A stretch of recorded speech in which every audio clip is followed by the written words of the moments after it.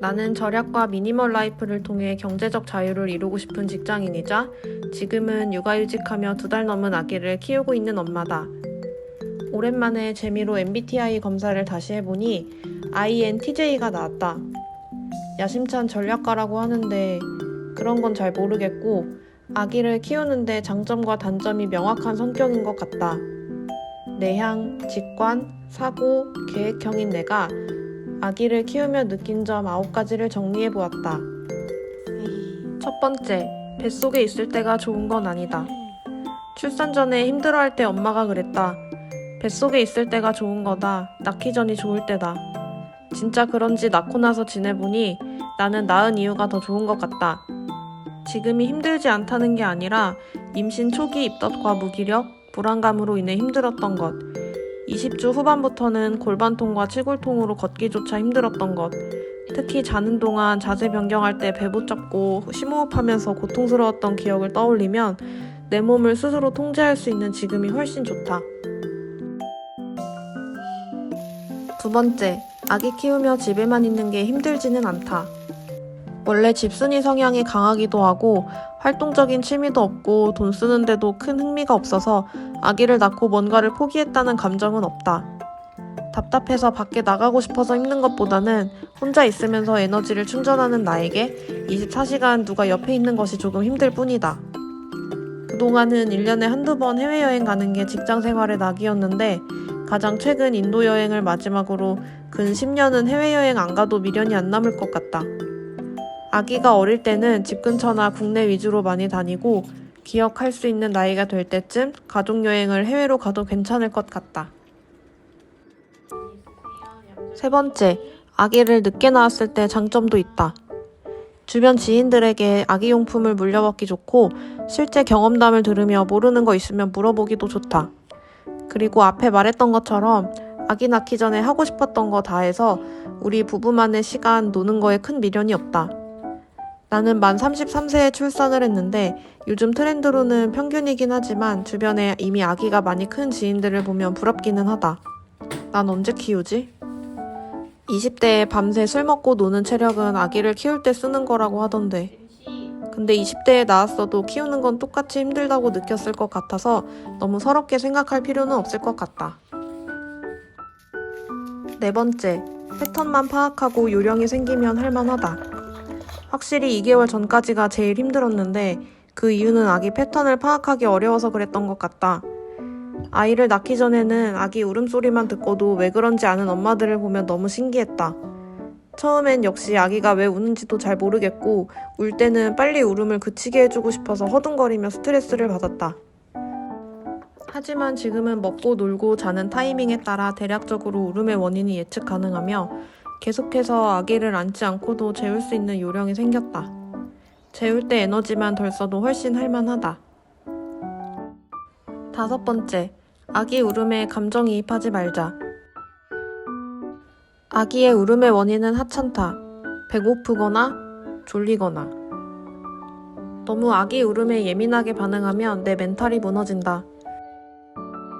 우리 아기는 졸릴 때 엄청난 강석 울음을 보인다. 해결될 일이 아니잖아. 졸릴 때는 잠을 자야지. 처음에는 안아서 재우려고 하거나 달래도 계속 울면서 불편해하길래 멘탈이 털렸는데 앞서 말한 대로 아기와 계속 함께하며 지내다 보면 이쯤 되면 자겠구나 하는 게 보인다. 그 타이밍만 잘 캐치해서 졸려할 때 그냥 눕히면 악을 쓰며 울다가도 금세 잔다. 괜찮아, 이거 봐. 잘 타잖아, 연이 잘하잖아. 나 기다려줄게. 여섯 번째, 최소한의 시간 동안 최대한의 효율을 내서 일해보자. 나 같은 계획형 인간에게 육아가 힘든 이유는 계획대로 되는 게 하나도 없기 때문이다. 아기가 잘 때 밥을 먹거나 밀린 집안일을 하거나 자꾸 해야 할 일이 생각나서 쉬지를 못했는데 이제는 쉬면서도 가장 효율적으로 집안일을 할 수 있는 요령을 터득했다. 아기가 자는 동안 일을 할 때는 언제 깰지도 모르고 수면 시간이 매번 불규칙해서 스트레스였는데 지금은 수유 후 아기가 놀 때 10분에서 15분씩 밀린 일을 하고 있다. 낮 동안에 수유 횟수가 4번 정도 되니까 하루에 4가지 일을 할 수 있다. 매일 해야 할 일을 리스트업 해놓으면 이번 텀에는 청소하고, 다음 텀에는 밥을 하고, 그 다음 텀에는 빨래를 할 수 있다. 하지만 완벽하게 하려는 마음은 조금 내려놓는 것이 좋다. 예전에는 손수건 따로 옷 따로 코스도 다르게 빨래를 돌렸는데 지금은 다 때려놓고 표준 세탁 후 건조기를 돌려버린다. 짧은 시간 안에 계획한 일을 쳐내면 묘한 뿌듯함과 성취감도 느껴진다. 그리고 아기가 잘 때 잠깐이라도 누워서 체력을 충전하니 이제는 조금 살만해졌다. 7번째, 다시 돌아가도 혼합수유를 할 것이다. 혼합수유가 힘들다는 얘기는 많이 들었다. 하지만 나는 모유는 먹이고 싶은데 완모하기엔 체력이 너무 딸리고 매시간 나만 오롯이 수유하기가 어려웠다.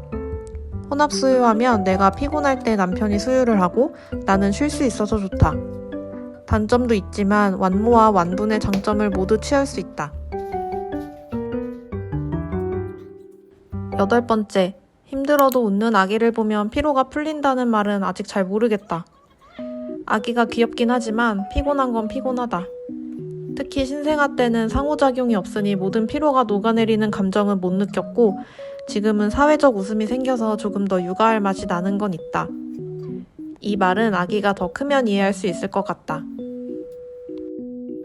육아가 힘들다는 얘기도 많이 들었고 어느 정도 마음의 준비도 하고 있었다. 모든 걸 알고 있다고 해도 힘들지 않은 건 아니다. 그러나 아기가 주는 기쁨이 그 이상이라는 흔한 말보다 더 나에게 와닿은 것은 내 인생이 인정받는다는 느낌이다. 더 좋은 대학에 갈 걸, 더 좋은 직장에 갈 걸, 돈을 더 벌어볼 걸, 아기를 조금만 더 일찍 낳을 걸. 인생을 살면서 후회가 하나도 없는 사람은 없을 것이다. 그러나 아쉬움이 남는 내 지난 인생도 지금 이 아이를 만나기 위해 그렇게 될 수밖에 없었던 운명인 것 같다. 과거로 돌아가서 다른 선택을 했다면, 다른 결과물이 나왔다면 지금의 배우자와 아이를 만나지 못했을 테니까. 다른 모습으로 내 자식이 될 수도 있었지만 이미 지금 모습으로 태어난 아이를 본 순간 완벽하지 않았던 나의 지난 삶이 모두 잘 살아온 거라고 인정받는다고 느껴진다. 출산과 육아를 어렵고 힘든 길이라고만 생각하지 않아도 될 것 같다. 아이에 대한 감정적인 부분을 배제하더라도 3개월 차인 지금 할만해졌다고 느낀다. 아직 3개월 차라 그럴 수도 있지만 시기마다 달라지는 나의 마음도 한 번씩 기록해보려고 한다.